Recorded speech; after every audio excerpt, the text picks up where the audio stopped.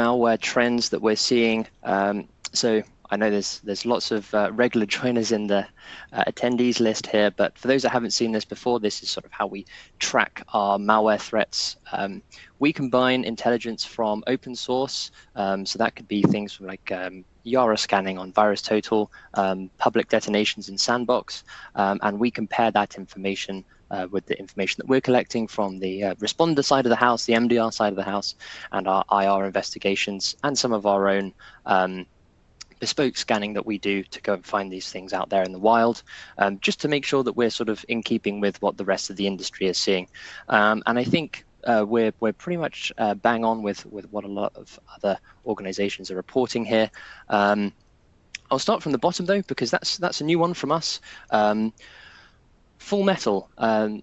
That's stemmed from a supply chain attack where we saw the PD-Fast software hit with a supply chain attack, which then dropped a malware that we have decided to call FULLMETAL. Part one of our write-up for that is already on the Kroll blog, and we've got another one coming out fairly soon for that, which goes into all of the sort of the nerdy technical details and as a full explanation of why we're calling it FULLMETAL. This is a really interesting case because PD-Fast and other such things that we've talked about in previous quarterly reports, like the Chrome extensions, those supply chain attacks suddenly affect a lot of organizations all at the same time, and that was felt pretty heavily by us and a lot of our MDR customers. We started detecting that all over the place. Again, that's designed to be an information stealing piece of malware, but leveraging the supply chain of a very highly distributed piece of malware to go and collect all of that stuff all at the same time. There's some evidence that there's still some infected versions of PD-Fast out there. We still see drops occasionally, but just to really double underline this point, for it to make the top 10 should go some way to showing you just how much of that we were seeing in the first quarter of this year. The rest of the list, we've got a few sort of heavy hitters in here, a lot of loaders. So IDATLOADER, especially, we're seeing a lot of that. Again, we've got some reporting on IDATLOADER on the Kroll site as well. Again, lots of nerdy, gory details in there. The rest of the list is, as you can probably imagine from the trends we're seeing since at least this time last year, lots of information stealers, lots of malware, but that malware is designed to target identity.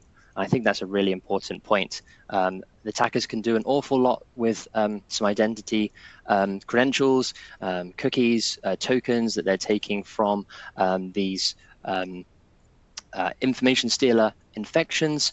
That is then used to attack, usually via another vector.